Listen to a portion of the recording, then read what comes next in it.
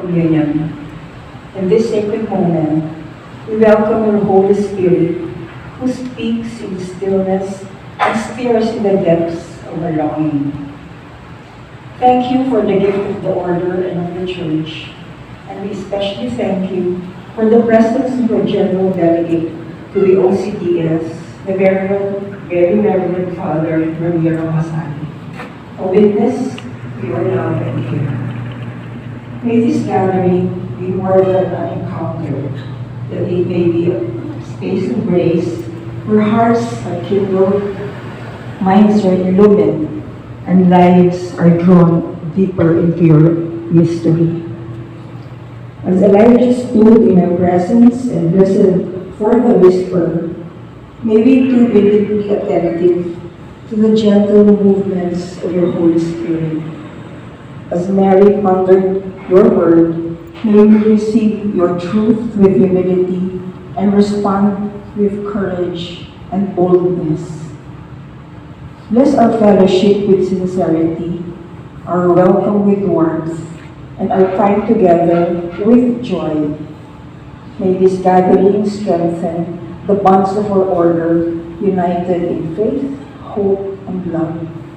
And it may renew our shared desire to walk in your ways, rooted in prayer. Things written is better if we interact with each other. But I will send you that presentation after our meeting in Luzon City. I will give it to Meg, and Meg will give it to you so that you can share. Maybe that will remind you something and you can share with people in your communities.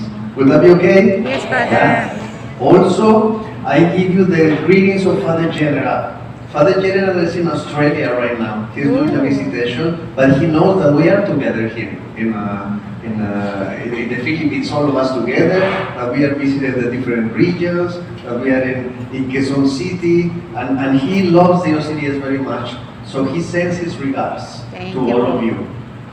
So he always gives its place to the OCDS in all documents, in all meetings. Every 3 months, the general and his councils get together to talk about the things of the Dora, a movement or a devotional group. Or no, you are members of the order.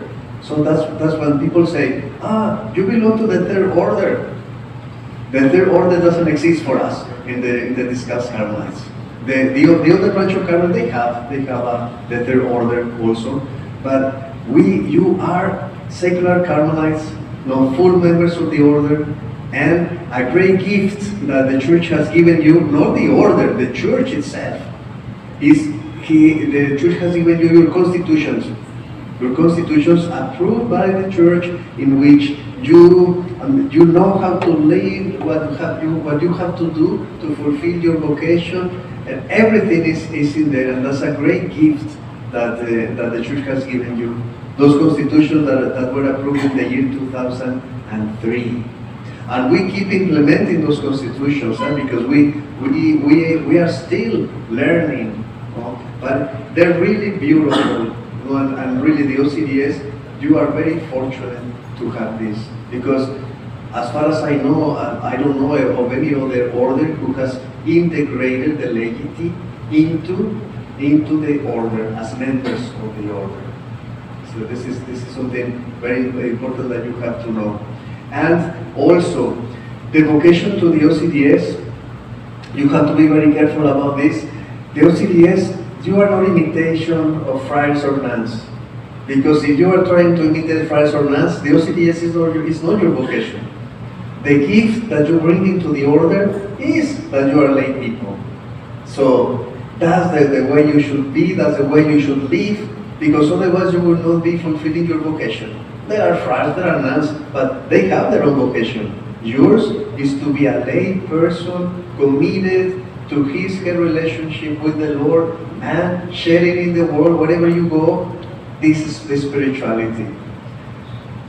I like to remind ourselves that, I don't know what you think about this, you may think differently than me, that our world has a crisis of identity. You see, we are bombarded by so much information, the social media, the news, that sometimes people don't know where they're going, people don't know who they are, and that they feel a little bit lost.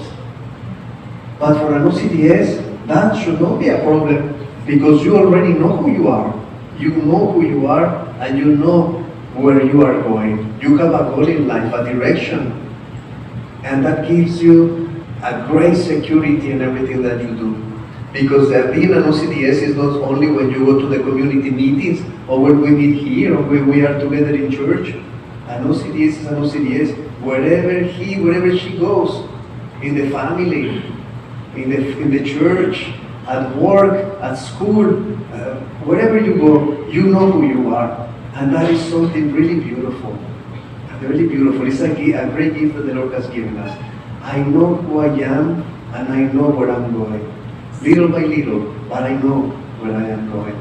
So we thank the Lord for that gift also that has given the OCDS. Instead of praying the mysteries of the Rosary, this Rosary helps us to pray the stations of the cross. So it will be very useful during that. Thank you so much.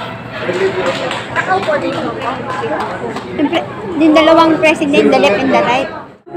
But nothing interests me at all. I never expected it to. Don't cry for me, Argentina. The truth is I never left you. All through my wild days, my mad existence, I kept my promise. Don't keep your distance.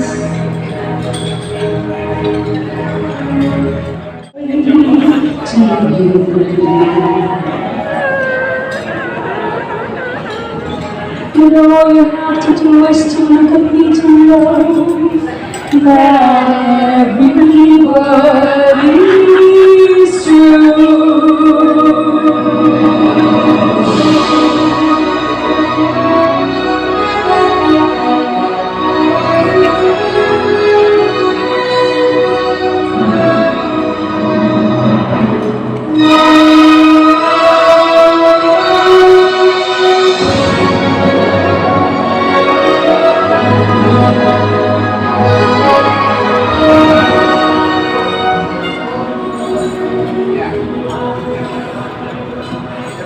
Thank you.